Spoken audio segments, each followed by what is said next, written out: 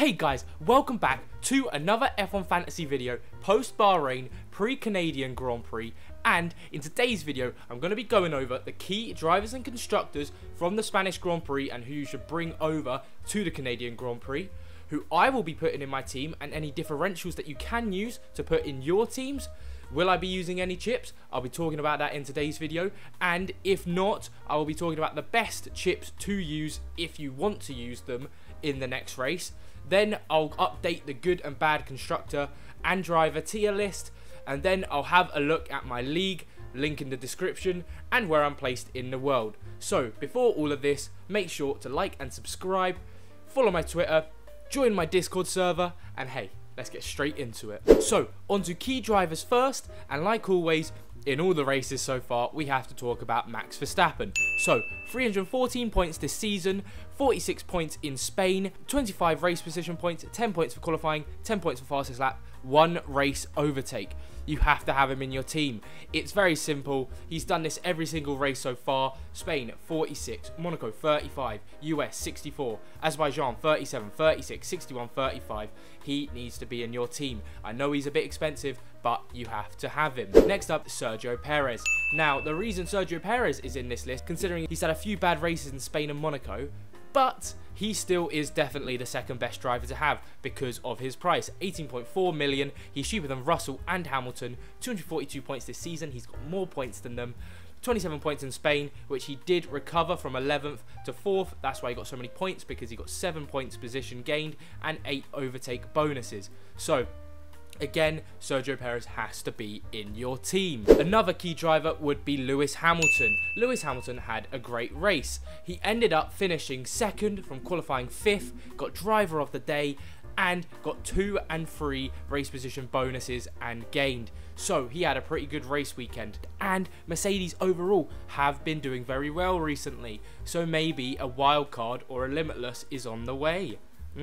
But all I know is Lewis Hamilton is still probably not a differential yet because of his price, but is getting there if Perez doesn't improve. On to the next key driver, Russell. He qualified 12th, race position 3rd, positions gained 9, bonus 7 points. Russell is such a good differential at the minute because he is getting you more points than Perez, and he's around the same price. So it works out in the end, because his price is going to go up soon, and you might want to get on that train before it does. The next driver I want to talk about is Zhou, purely because he's 4.7 million. He's got 16 points in Spain, race position 9th, qualifying position 13th, so we got no points for that. But because of that qualifying position, then meant he gained 10 bonus overtakes, race position gained 4, and obviously he put on a great show for us. Him and Tsunoda all the way through the race basically scrapping. I loved it. And because of this race, it also means he has more points than Stroll and Ocon, and a lot more points than Tsunoda now. So is it time that Tsunoda isn't even thought of a differential anymore? Those points speak for himself, and he's gone down 0.1 million in price. Not looking good for Tsunoda, but looking good for Zhou. On to Lance Stroll, who also had a good race weekend, who is slowly going back up the ranks. He got 16 points in Spain, same as Zhou, which doesn't seem like a lot, but because of Monaco with the minus 17, he just needs to constantly get these 16, 17, 18 points, and he will finally overtake Leclerc and Sainz. And because of his value, it's him or Gasly in your team. And at the minute, I feel like Gasly he's still doing well, don't get me wrong, because I'm about to talk about him, but Stroll I still think is the better option because he's slightly cheaper. On to Gasly. And 14 points in Spain, 4th in qualifying. It's such a shame that he couldn't hang on to a bit of a better position for the race. And then overtake bonus is 6. Look, he did well, but it's always a risk going for the Alpine because their qualifying pace seems so much better than their race pace. And with how F1 Fantasy works, where you want them to qualify a bit lower, then do some overtakes, or qualify high and then stay high, it's just a risk that I would not recommend doing for now. But he definitely is a differential. I just think he's too risky. So that finishes the good key drivers. Now let's get onto the bad drivers. And first up, we have actually Fernando Alonso. And the reason for this is he only got 14 points in Spain, which is drastically lower than any of his races before. Monaco 27, US 25, Azerbaijan 27, and it goes on. So it was actually quite an off race for Alonso.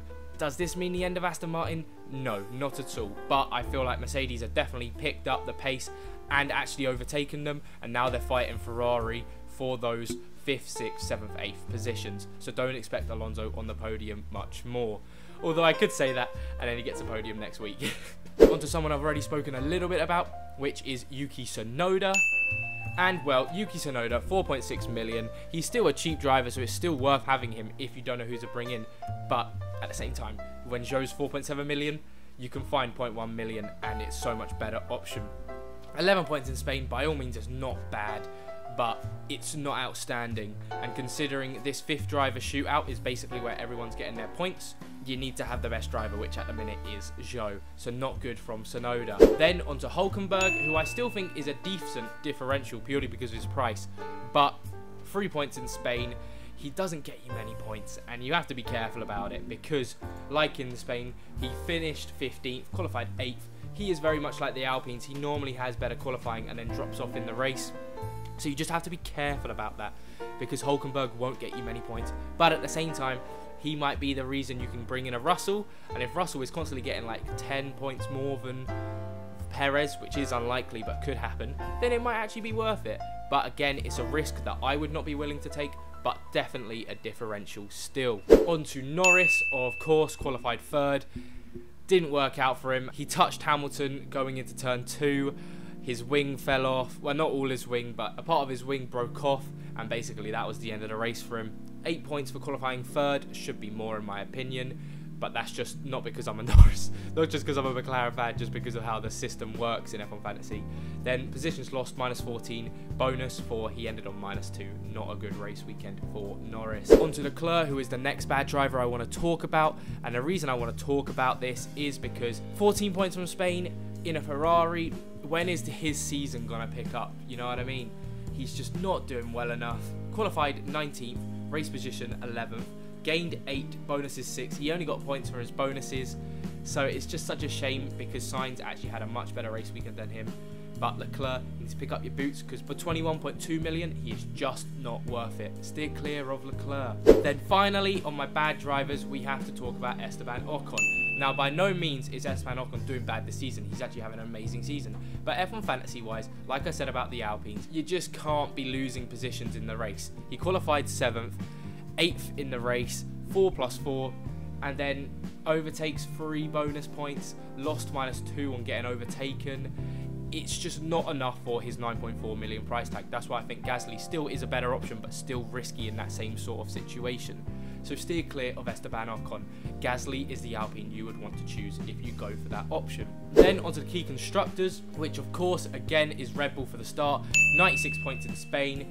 I'll show you all of their points they got there because it's a massive list. But as you can see, Red Bull are top dog. You need them in your team. They're always going to get you at least both drivers in the top 5 unless one of them crashes out or it's Monaco. So yeah, make sure to have Red Bull in your team. They are definitely on my good list. On to Mercedes, and Mercedes had a great race weekend and it's been pretty consistent for them now in the high 50s to the low 60 points for the constructor, which is scary for Aston Martin because now we're talking about, are we going to bring in Mercedes, but how would we bring in the points? I'm going to show you now how you would bring a Mercedes. Now, comment down below, would that be worth it? For me, I still don't think it's worth it just because Perez or Russell was still getting you more points than you would get if you brought in a Hülkenberg or a Sargent, because I'm guessing that's how much money you would need to go from Aston Martin to the Mercedes. So it's definitely a differential, but maybe a differential worth looking into if Mercedes constantly are getting 3rd and 4th and Aston Martin slowly dip down a bit. Then the final good constructor would be Aston Martin, of course, because of their price value. They're 4th in season points for now. If Stroll can pick up the pace and Alonso can do better in the next race, I don't see why they couldn't carry on being everyone's second choice. So then let's get on to the bad constructors. And like always, Ferrari is top of my list. 38 points in Spain for 22.2 million. Not worth it considering they're the 3rd most pricey constructor in F1 Fantasy. I'll show you their points this weekend. But 287 points this season, only 6 points more than Aston Martin. Definitely not worth having them in. Then we have to talk about Alpine, who I was talking about potentially being a differential for Aston Martin last week. It's definitely not looking like the case, purely because Monaco seems like a one-off. Now, they do have good pace to be considered 5th best car, so they're always going to be around the top 10, but realistically in F1 Fantasy, you need to have the best constructors in your team. so no go for Alpine. That about sums up my key drivers and key constructors. So now let's get on to drivers I would have in my team. And well, my team looks like this, and without further ado, my team will be staying the same. Now the reason for this is because Max Verstappen, like I said, you need him. He's going to get you the most points. Perez, I feel like he's just had a few off races. He'll be back soon, and I don't think getting Russell in is worth the risk, although it definitely is still a worthy differential. Then Alonso, of course, Alonso speaks for himself. He's cheap and gets you loads of points. Same with Stroll, and Zhou is looking like the best cheap driver at the minute. I still don't know how he's 4.7 million. He should be getting 0.1 million price boosts every weekend, but he hasn't, so please get on board with the Zhou. He ain't going nowhere, and he's getting you all of these points, so why wouldn't you? And then my constructors would be Red Bull and Aston Martin. Now, I know if I do change to Mercedes, I'll use my wild card, but realistically, I am going to wait until the summer break because I don't think it's worth having like a whole panic attack about it, because I still think Aston Martin are up there, and there will be a few races Mercedes will have a bad race. So don't worry about the Mercedes threat for now. But over summer, you might have to think about it because they are looking more and more likely to be the second best constructor, and that will cause problems in F1 Fantasy. So then the differentials I would have are Gasly, Magnussen and Russell. Now I'll talk about Gasly first. Now I've spoken about this before. For me, it's Stroll versus Gasly. 8.1 million for Gasly, 7.6 million for Stroll. 16 points in Spain for Stroll, 14 points for Gasly in Spain. Now, they're getting you equal points, so for me, that's why I'd still go for the Aston Martin of Stroll.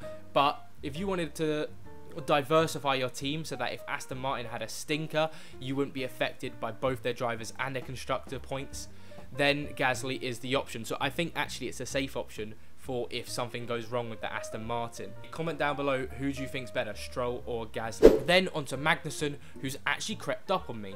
Again, he comes into the Stroll-Gasly situation. Now, I don't think he should be taken as seriously as those two, but considering Spain 9 points, Monaco 1 point, USA 6 points, Azerbaijan 16 points, he's not actually doing bad. But the problem is he's 6.4 million. Now, of course, I'll show a team where you could use Magnussen right now, but I still think that is a worse option to use, but of course is very much a differential that you could choose. Then finally onto Russell versus Perez at the minute, purely because Hamilton won't be used because he's just too pricey, and Russell's 18.7 million to Perez's 18.4, so they're very equal in price. Russell's been doing better at the minute than Perez if we look at their points. So Russell got 31 points in Spain to Perez's 27, and Russell got 16 points in Monaco to Perez's 10 points in Monaco. So Russell has been doing better, but at the same time, Perez I know has just had a few off races, so I still won't be changing him. But by all means, if you want to risk it, go for Russell because he is looking very tasty. Now I'll talk about all the other drivers in F1 Fantasy. We need to talk about Hamilton. Like I said, just too pricey. He's getting you loads of points, but not worth it when it's Verstappen versus Hamilton in that price range.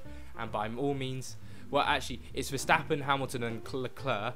And by all means, you aren't picking Hamilton and Leclerc over Verstappen. Then we have to talk about Carlos Sainz, who's been very quiet, consistent, 17.2 million.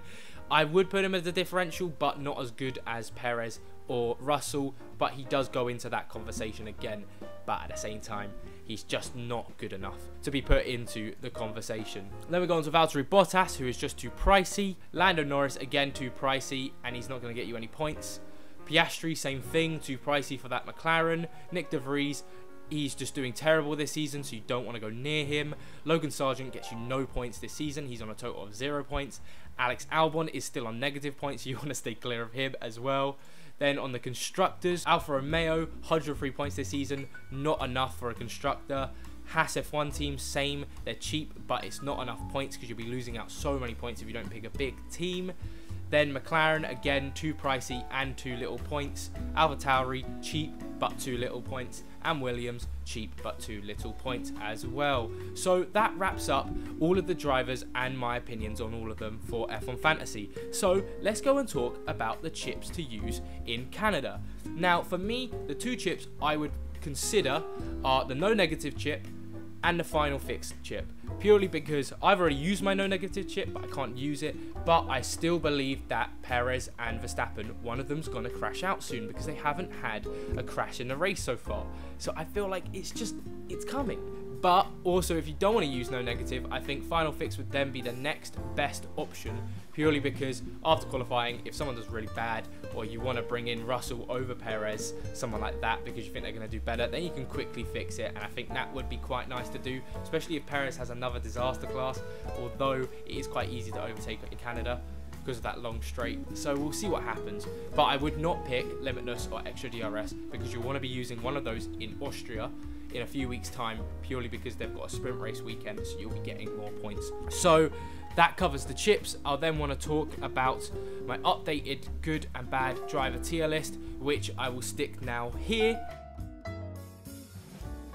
Finally, I want to talk about where I am in the world and in my league. So I am 164,000 in the league, so I'm doing very well considering I had a bit of a rough start to the season. Hopefully I can crack that top 100,000 soon. And I'm 46th in my Zach F1 league, 75 of you in there now. Thank you all so much for joining that. I appreciate it so much. Please join it. I'm pushing for 100. But yeah, I'm really happy with how that's going. And now I'll give a shout out to the top 10. Shout out to JMV Racing, Benji's F1 team, Ferrari Nice, Deep F1 team, Win Win Win, Valkyr RT, Not Ellen, Rivaldi HV F1 team, Hano252 and Gatifi team. Well done to all of you. Carry on doing great. And I think that about wraps up the video. I hope you all have a great race weekend, because I am sure so excited for it, considering we have to wait another week for this race. So hey, I'll see you all in the next one.